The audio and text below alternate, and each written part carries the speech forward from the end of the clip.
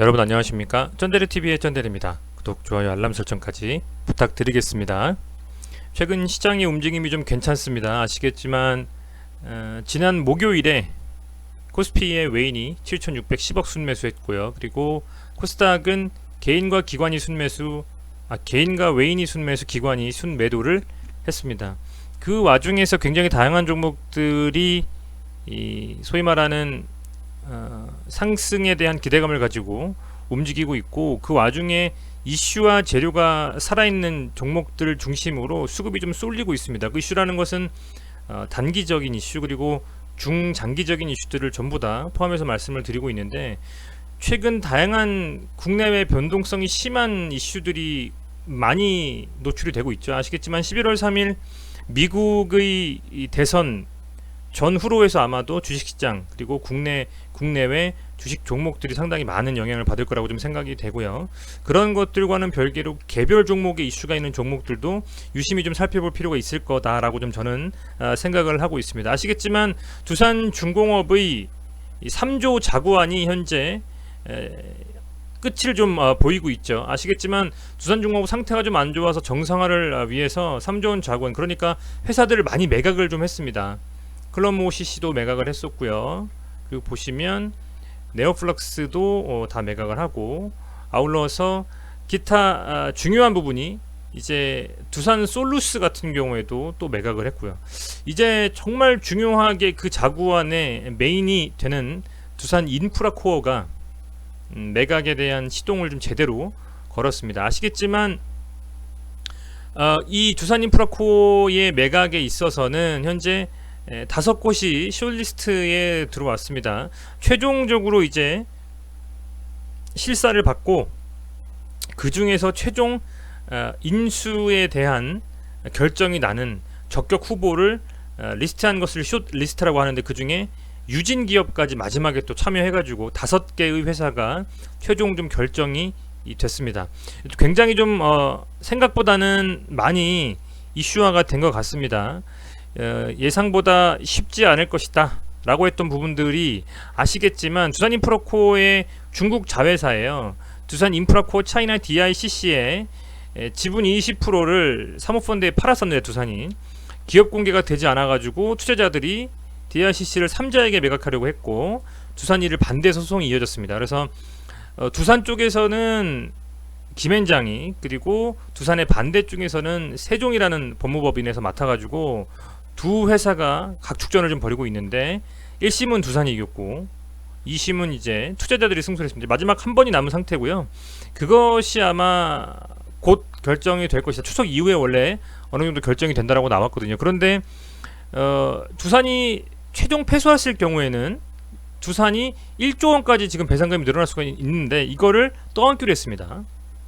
그런 것을 좀 떠안기로 하는, 정확히 했다라기보다는 검토 중인 것으로 알고 있고, 이런 부분들이 이제 시장에서는 DICC에 대한 승소 패소를 떠나서 패소했을 때도 두산이 그 패소에 대한 어떤 배상금을 떠안겠다 라고 했기 때문에, 시장에서 유진그룹까지 포함한 5개의 숏리스트가 상당히 좀 빵빵한 그룹들로 유지가 된 것으로 생각이 됩니다. 그러니까 그 정도로 지금 현재 상당히 좀 긍정적인 이슈들로 예상 밖으로 두산인프라코어가 좀 시세를 좀 보이고 있고요. 지금 전체 제가 보통 차트를 세팅하는 이 차트 세팅을 다 없애버리고 하나씩 다시 한번 맞춰보려고 합니다. 여러분들 보시기 편하게요. 우선은 제가 가장 차트를 볼 때 긍정적으로 보는 부분은 거래량이 터진 이 구간들을 항상 긍정적으로 보고, 보통 거래량이 터진 구간은 음봉이거나 양봉으로 길게 장대를 세우는 경우가 많습니다. 자, 보시면 우선 여기에 맞는 장대 양봉은 이 정도 되겠죠. 여기, 그리고 여기 이렇게 보시면 됩니다. 그래서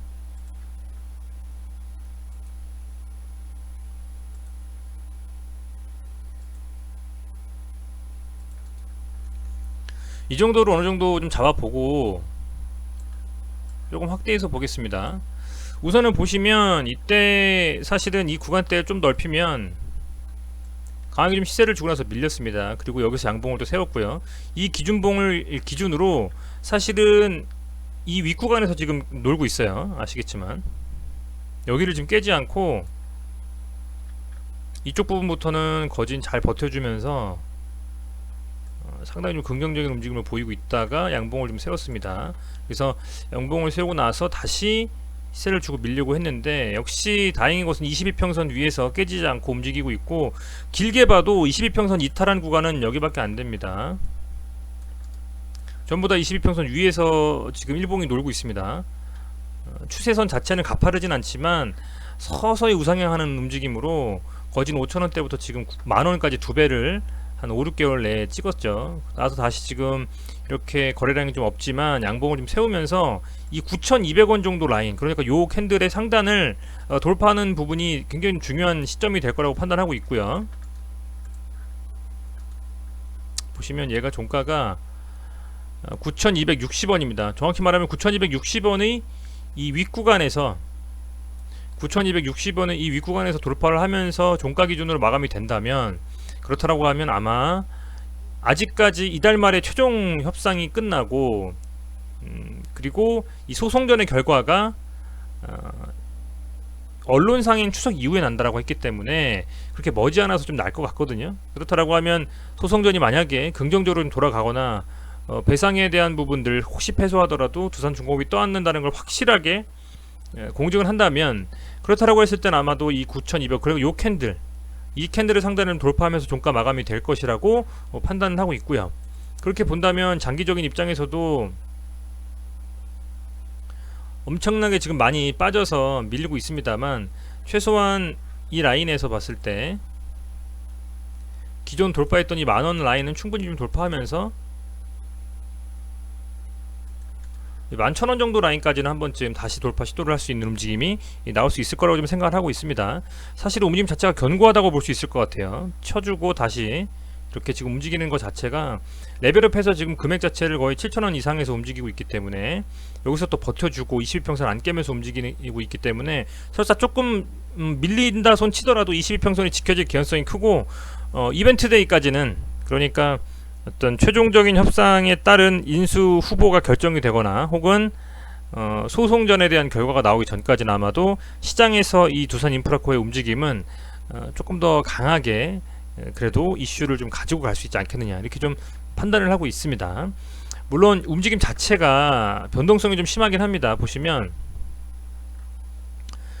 최근에 거진 한 달 중에서 한 20일 좀 안되게 한 3주 정도 가까이는 거의 기관이 순매도를 했어요. 개인이 순매수로 받아주고. 그런데 이번 주에 4일, 지난주라고 표현하는 게 맞겠네요. 월화수목은 이 인수전에 대한 어떤 최종 숏리스트가 결정이 되고 연휴가 있음에도 불구하고 기관이 인프라코어에 89억을 순매수했어요. 최종 이 4일 동안에 거진 뭐 120, 30억 정도를 샀다고 보시면 됩니다. 89억 순매수가 나온 게 굉장히 지금 오랜만이죠. 이례적입니다. 보시면 지금까지 40억도 없습니다. 89억 순매수가 인프라코어에 자금이 들어온 적이 없다. 2019년까지도 계속 없다. 그죠? 그 정도로 이 최근의 이슈를 가지고 단기적인 성향으로 기관에서 좀 매매를 하기 위해서 들어왔다라고 볼 수 있을 것 같습니다. 금투, 보험, 투신에 연기금까지 들어왔기 때문에 어떤 단기적인 호재와 이슈를 가지고 들어왔다고는 볼 수밖에 없겠죠. 이 89억이라는 금액이 단순히 유동성만으로 벌어진 것은 아니라고 판단하고 있는 겁니다. 그래서 그런 상태고 매동을 좀 봤으니까 단일가 좀 보면, 단일가는 보합권이니까 크게 이슈가 없다라고 좀 보여지고요. 현재 상황에서는 수급이 깡패죠. 아시겠지만 넘치는 유동성의 개인 수급이 물론 중요하기는 하겠습니다만, 결론적으로는 이런 변동성이 좀 강하고 리스크를 가지고 있는 주식에서 움직임이 좀 나와줘야 될 때는 수급이 매동이 어느 쪽에서 쏠리느냐가 되게 중요할 것이라고 보고 있어요. 그게 개인에서 오는 것보다는 아무래도 외인 그리고 기관에서 나와줘야 더 긍정적인 움직임이 나올 수 있겠다라고 판단을 하고 있습니다. 오늘 이 정도 매동에 장대를 뽑은 게 아닙니다. 그죠? 딱 지금 돌파해주면서 22평선 받쳐주고 올라가주면서 지금 3위평선과 5위평선이 정배열로 만들어지면서 다시 한번 전고점 돌파에 대한 의지를 지금 보여주는 정확히 지금 그런 움직임이거든요. 그래서 개인적인 생각으로는 이 두산 인프라코어의 여러가지 소송전이라든지 입찰에 대한 부분이 아마도 뭐 현대중공업 쪽에서 저는 가져가고 결론이 좀 나지 않을까라는 생각은 좀 합니다. 그래야지 사실 시너지가 제일 날 수 있잖아요. 그래서 그렇게 판단을 하고 있는데 어찌됐건 좀 그런 움직임이 나와주는 요 초입에 만약에 눌린다면, 이게 하루 이틀 정도 다음주 월화에 눌린다면 이 정도라면은 충분히 저는 긍정적으로 좀 보고 살펴보면서 매수에 대한 한번 고려를 해볼 필요도 있지 않겠느냐라고 좀 판단을 하고 있습니다. 다만 뭐 갑작스럽게 어떤 그 결과가 안 좋게 나오면, 소송전에 DICC에 대한 결과가 안 좋게 나오면 물론 뭐 좀 영향을 받을 수 있겠습니다만, 그거에 대해서 패소했을 때 배상금을 1조를 갖다가 지금 두산이 직접 떠안는다고 했기 때문에 그렇다라고 하면 생각해볼만 하겠다. 그 리스크를 해지할 수 있는 건 아니겠습니까? 그래서 그런 부분들 감안하시면 좋을 것 같고, 또 이 기관의 89억이 언제 과연 털고 나올 것이냐. 저는 개인적으로는 이 89억을 변동성이 별로 안 강한 캔들에서 샀는데, 이게 사봤어야 아래 구간에서 얼마나 샀을까요? 이게 3분봉으로 봤을 때 아무리 빠졌을 때 사봐야 이때 산 건데, 그죠? 그래봐야 8,800원 가까이 되거든요. 근데 지금 9,010원으로 마감했죠. 몇 프로 차이 안 납니다. 그런 상태에서 마감을 한 상황이기 때문에 그렇다라고 하면 이 금액들을 한 번쯤은 슈팅이 나올 때 강하게 좀 끌어올리면서 매도를 할 수 있는 가능성이 좀 크거든요.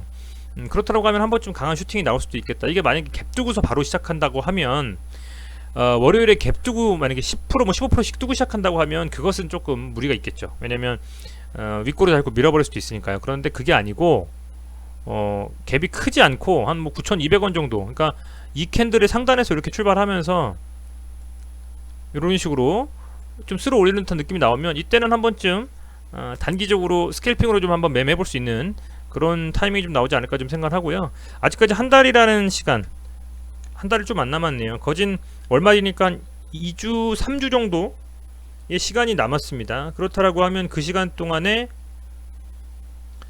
이 두산 인프라코어의 움직임이 조금 더 다이나믹하게 움직여주면서 아마 수급에 대한 부분들이 개선이 좀 되거나 아니면 기존에 개선됐던 수급이 빠지면서 개인이 받아주거나 하는 움직임이 나올 것이기 때문에 월요일날에 좀 장 초반에 어떤 식으로 움직이는지 보시면 괜찮은 움직임 나올 것 같습니다. 다만 이제 갭이 너무 심하게 막 5% 이상 10% 이상 떠버리면 순식간에 빨아올리고 윗골에 달 수 있기 때문에 그런 부분들은 감안하시고, 조금 만약에 눌리면 그러면 이 종목은 좀 유심히 지켜볼 필요는 충분히 있다, 이렇게 좀 말씀을 드릴게요. 워낙 요즘 시장이 좀 트럼프의 이슈에도 불구하고 또 반전의 반전을 거듭하는 시장이 되고 있기 때문에 굉장히 좀 종목들이 굉장히 많아요. 그래서 다양한 종목들을 좀 설명을 드리려고 하고 있고, 저도 그런 종목들을 설명을 하면서 관종해 놓고 매매할 타이밍을 좀 보면서 기다리고 있습니다. 여러분들께서도 좀 도움이 되셨으면 좋겠고요. 남은 주말 건강하게 가족들과 연인들과 잘 보내시고, 주식에 대한 생각은 조금 접어두시고 즐거운 시간 보내시길 바라겠습니다. 저는 남은 주말에 좀 더 도움될 만한 영상들 계속 좀 찍어서 올리면서 업로드 하도록 하겠습니다. 많은 성원, 좋아요, 구독 부탁드리겠습니다. 고맙습니다.